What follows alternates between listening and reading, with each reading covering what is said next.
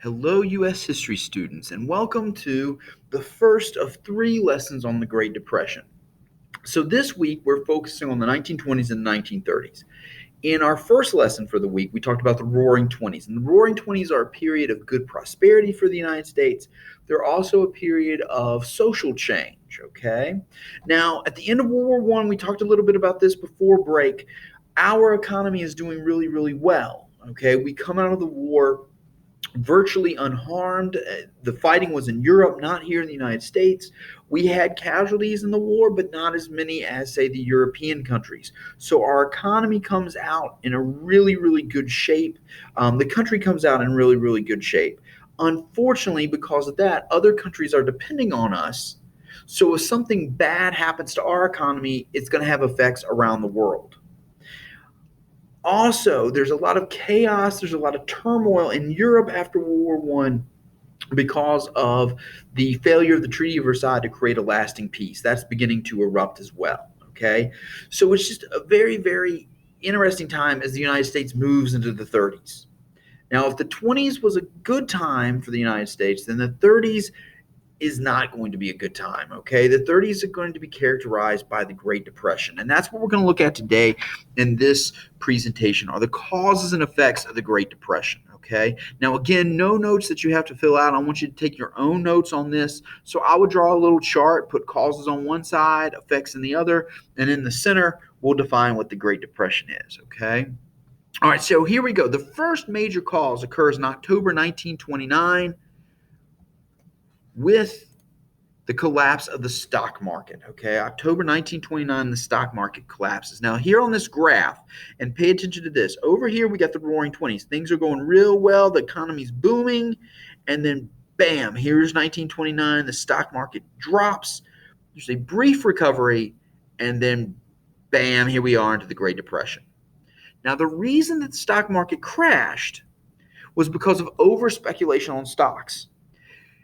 People were actually borrowing money to buy stocks, okay?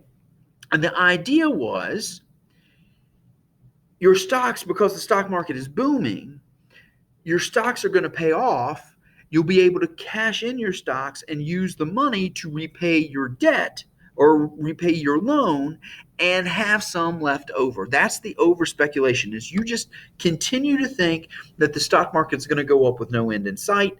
You borrow money to buy stock under the assumption that one day you're going to sell that stock, you'll pay the loan back, and you'll have a little bit extra. And that's not what happens, okay? 1929, the market drops. Stocks are not worth very much at all, okay? And it's a seller's market. Everybody's trying to sell, and they're trying to get whatever they can for them, even if it's way below what they paid. Now, that's going to lead to the second cause. If we have got all this money in the form of loans from banks, and now we are not able to pay those loans back, that means the bank doesn't have money and the bank is going to fail. Okay, 1933 is the biggest, you can see from this chart here, 1933 is the biggest year for bank failures, 5,190 in that year. And it's all because people had borrowed money from the bank thinking they were going to pay it back with the profits from the stock market. Then the stock market bottoms out and they can't pay back those loans, and the banks have loaned all this money out and they can't get that money back, and the banks end up closing. Okay, no money equals no banks. Banks close. You're also going to see a contraction of the money in circulation. Okay, the people that have money aren't going to be wanting to spend it. All right, and that's going to lead to some problems later on. We'll talk about those in just a second. The third major cause is high tariffs, okay? And we've talked about this. This has been something we've talked about for several units throughout this year. In order to protect your home industry, you often raise tariffs or taxes on imports. That makes your goods cheaper, okay? And people will buy your goods instead of buying the oftentimes less expensive foreign goods.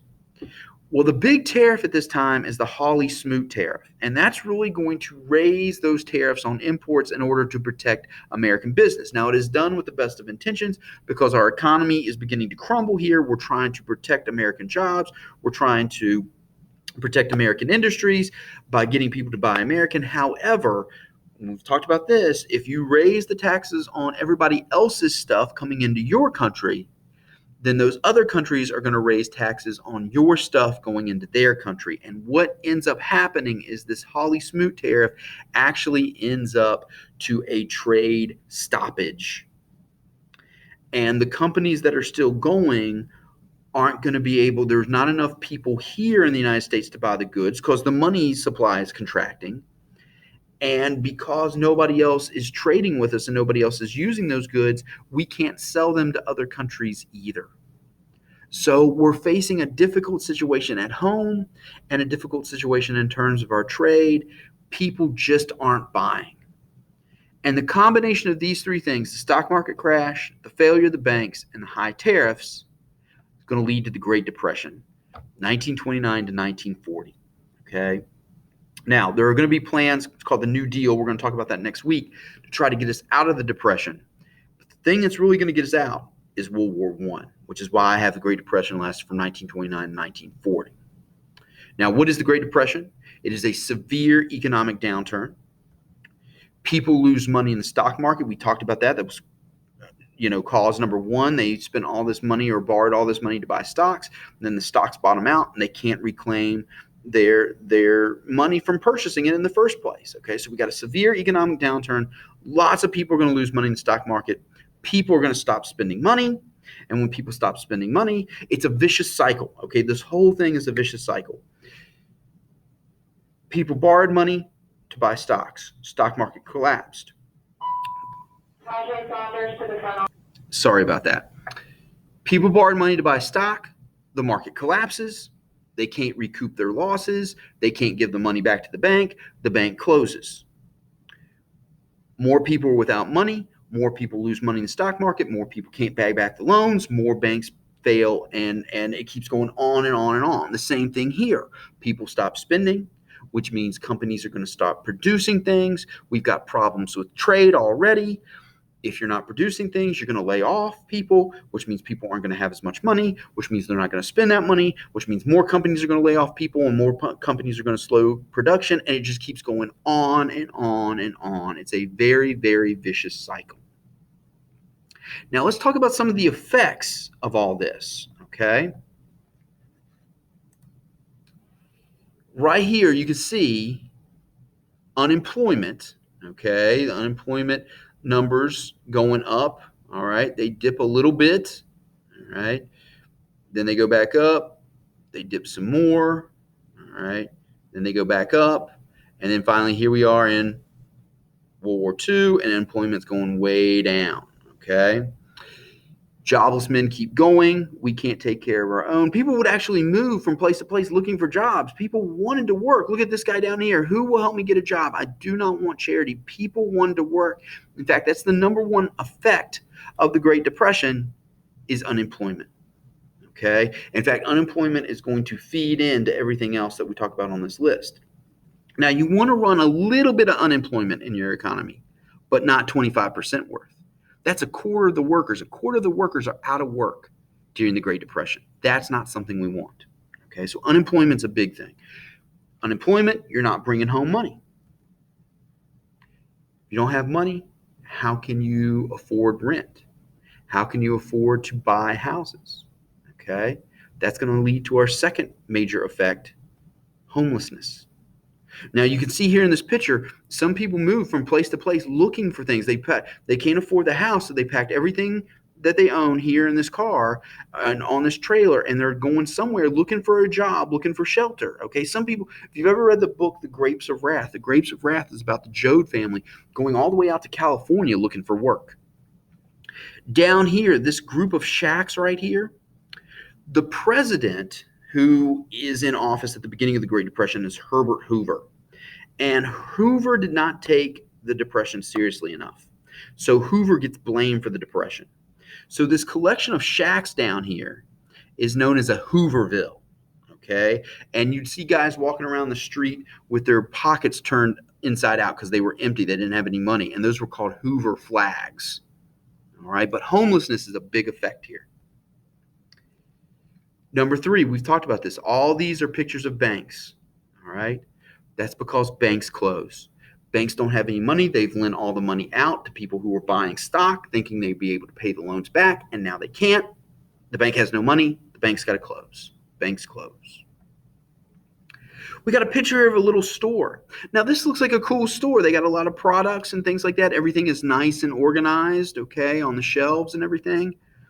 But if you're the store owner, this is not what you want to see because the shelves are fully stocked and there aren't a lot of customers in the store, okay?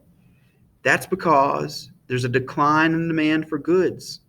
So as pretty as that store looks, okay, and as much as you want to maybe shop there, the fact that there's so many products on the shelves is not a good thing. It's because people aren't buying because they don't have any money. There's a decline in demand for goods. This picture right here up at the top kind of illustrates it all. And you can see it here in the frustration in this woman's face. You can see it in these two guys. Decent job, okay, listing everything that they've done, all right. And one of them is a World War I veteran, okay. These pictures represent the frustration that people have. People want to work. They're willing to work, okay. I've already told you, some people are willing to cross the country to find jobs. And they keep looking for help, and nobody's willing to help them. And that's going to lead to a lot of unrest. All right. They're going to take out their frustration on the government. That's why Hoover gets the blame for all this. Okay. Now, like I said, I admit he doesn't take it as seriously as he probably should, but there are all kinds of factors that play into this Great Depression. It's not just Hoover's fault, but there's a lot of political unrest because people are frustrated because they want to work and nobody's helping. In these pictures, okay, we see evacuation sale, right? Auction, Thursday, July 30th. These people have a few possessions. There's a few possessions here in this car. What these pictures represent are foreclosures, okay? And foreclosures are going to lead to migration. I can't afford the house anymore. We saw that in a photograph just a second ago. Can't afford rent. I can't afford the house anymore. I've got to sell. I've got to sell all my stuff. The stuff that I can keep, the stuff that I do own, I'm putting in a car, I'm putting on a trailer, and we're migrating across the country looking for work. Oftentimes that's what happens. Cities are going to grow again because people move from city to city looking for jobs. That's where the jobs are, in the city. Okay. And then right here, you can see it. You got bread lines here, but you can see it in people's faces. This guy especially, okay, just a general feeling of demoralization. All right. Like I said, people want to work. They're tired of feeling this way. And there just doesn't seem to be any relief in sight. Nobody can help them out.